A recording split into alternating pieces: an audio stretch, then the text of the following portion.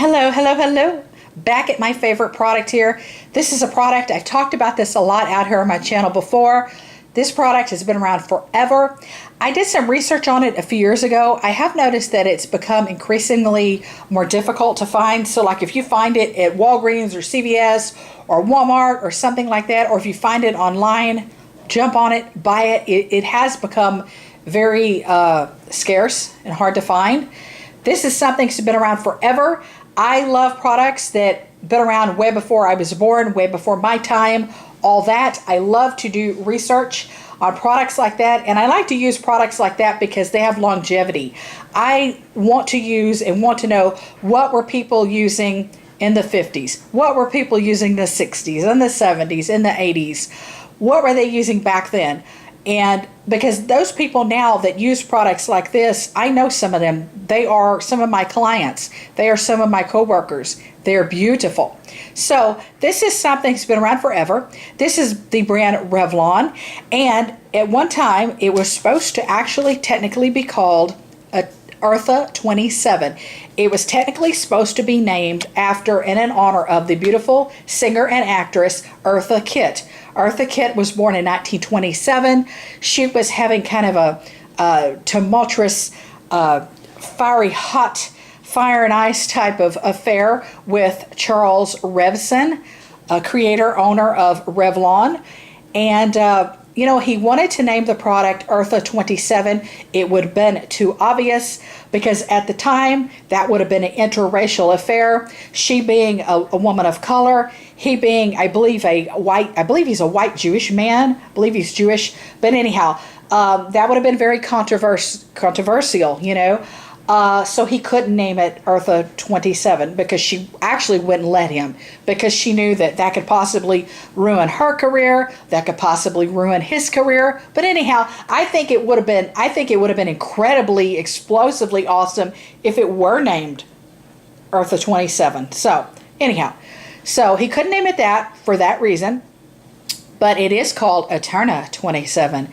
And I love this product. I've been using this probably maybe 9, 10, 11 years old. I started using this stuff. I believe I come across it at a Walgreens or a CVS initially. I think it was a Walgreens. And I started using it as a kid, and I loved it ever since. I love it now. I love, love, love it. And I have dry, sensitive skin, so something like this hydrates, moisturizes, and it just exudes my skin and moisture. Does that make sense? I know lack of better words there. I need to find better words, but you know what I mean? It's just like a soothing, solid drink for my skin, if that makes sense.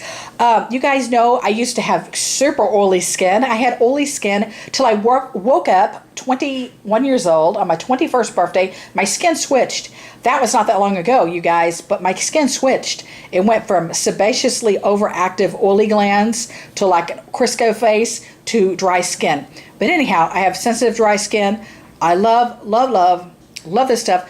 Let's see what else I can tell you about it. I mean, if you research it, just the research alone, the product almost being named Eartha 27 after Eartha Kitt. You know, when I think of her, I think of like old stuff. I think of great things like pop culture. I think of Batman. I think of Adam West. I think of, you know, Catwoman. I think of her as Catwoman. She was so adorably cute in that cat costume. I think of that and her incredibly cat-like, peracious voice that would purr, and her singing Santa Baby. I believe she sang Santa Baby maybe in 55 or 1956, sometimes in the 50s. It's been a hot minute since I've done my research. I'm just kind of digging into my memory bank, you know. But yeah, I think like in the 50s she sings Santa Baby, and that's definitely a classic pop culture song. And yeah, I love getting caught up in that story. But anyhow, and also if you look back, the affair she had with Charles Revson of Revlon, that's also why he created the lipstick. That bright red, beautiful lipstick is for her to wear. That vibrantly beautiful, bright red lipstick. Fire and Ice, you guys. That is why he named a lot of the products Fire and Ice. And they later came out with a fragrance, a perfume, Fire and Ice. Fire and Ice. That was like a little code word between those two. That was her favorite drink. He would greet her at the door, social events and parties and gatherings, company things. He would greet her, Fire and Ice, her favorite drink. Okay, and that red, that vibraciously beautiful red lipstick. Once again, he could name the lipstick Eartha Kitt or Eartha 27. People would catch on to those hints, you know. It would be more than subtle, you know. It'd be obvious. So he called it Fire and Ice. They're just so much. There's just so much in history. I love stuff like that. But anyhow, I love this cream. I love the smell of it. It has this like classic smell. I can't describe the smell of it, but for some reason, I love the smell of it. And if you look back, like research, if you look back like vintage ads out of Cosmo magazine, Red Book magazine, older magazines, if you look at print ads, it looks to me like the box has classically been forever the same.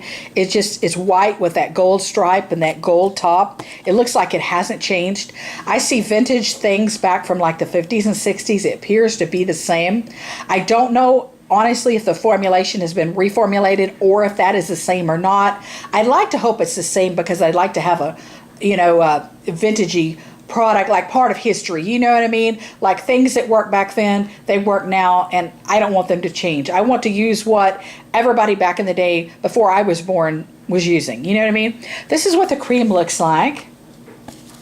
And I'm back at it. I've been using this a month again, and when I start using it again, for whatever reason, not only because it works for my skin and my skin loves it, my skin likes it, but I feel like I feel like a million. It just makes me feel incredibly like, oh. And then I stop and I think, hey, why do I buy all these new products? Why do I buy new brands? Why do I buy, new products? Why do I buy things from new companies? Why am I always on that quintessential quest, that lifelong repetitive quest, when I should really stick with the things that I like and that I love and that I know that work?